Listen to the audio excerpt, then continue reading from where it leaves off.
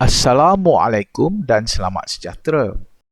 Dalam pembelajaran kali ini, cikgu akan membincangkan tentang cara melukis gambar raja sinar bagi kanta cembung dan kanta cekung.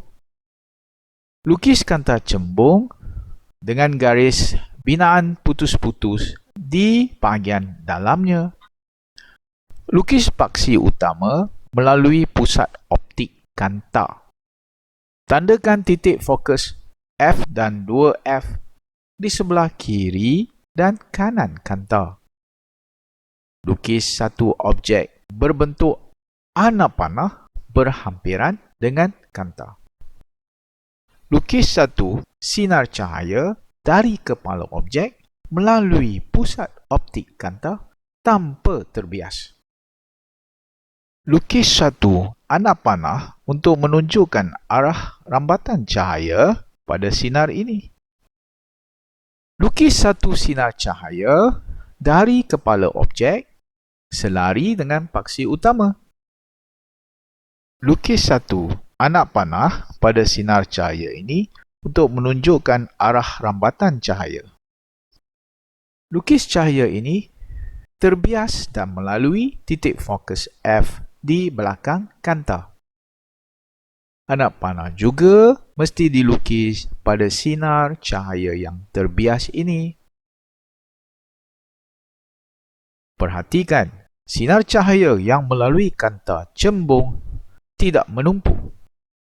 Ini bermakna tidak ada imej yang terhasil pada skrin jika diletakkan di belakang kanta cembung. Sebaliknya, imej maya hanya dapat dilihat oleh pemerhati yang melihat melalui kanta ini. Untuk menunjukkan pembentukan imej maya oleh pemerhati yang melihatnya, garis putus-putus iaitu sinar maya dilukis dari sinar cahaya sebenar ke sebelah kiri kanta. Sinar maya tidak boleh dilukis dengan anak panah kerana ia bukan cahaya sebenar. Di titik pertemuan sinar maya, imej maya bagi objek dilukis secara putus-putus.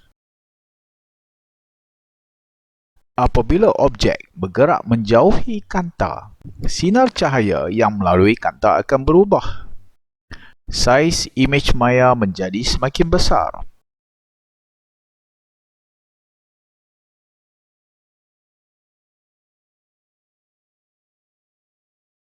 Apabila objek berada di titik fokus F, imej maya terbentuk di infinity. Apabila objek bergerak di antara F dan 2F, imej sahih atau imej nyata yang songsang mulai terbentuk di sebelah kanan kanta. Imej ini adalah dibesarkan. Apabila objek semakin menghampiri 2F, imej juga menghampiri 2F. Ketika objek berada di 2F, imej berada di 2F juga. Saiz imej adalah sama dengan saiz objek. Apabila objek bergerak semakin jauh, imej mulai menghampiri titik fokus F. Saiz imej adalah dikecilkan. Sehinggalah apabila objek berada di infinity, imej akan terbentuk di titik fokus F. Untuk melukis gambar raja sinar, pembentukan imej bagi objek di infinity, gunakan kaedah ini.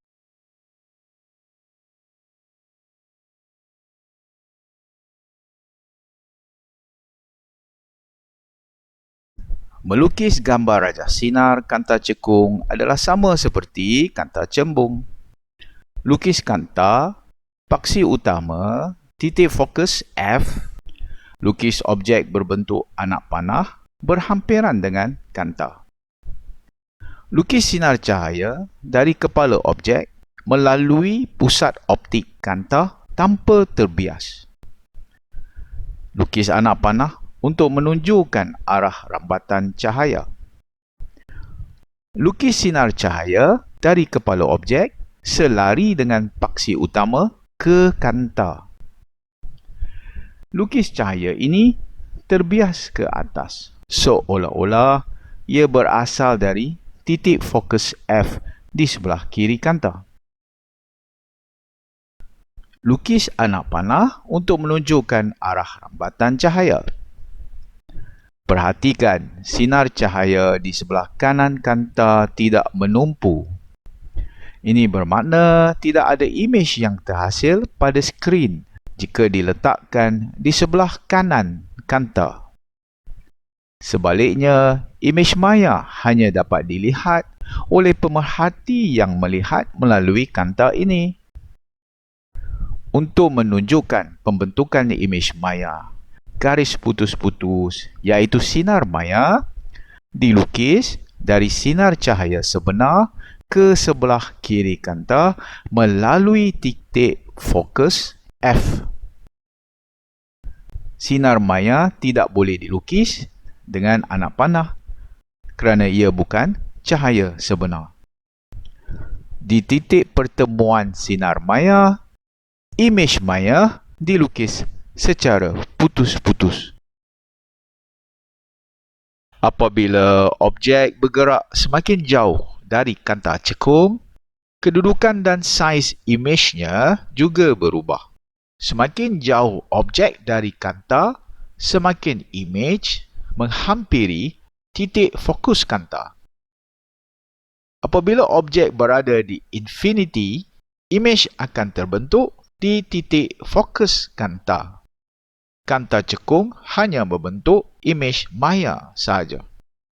Sifat imej ialah sentiasa tegak dan dikecilkan.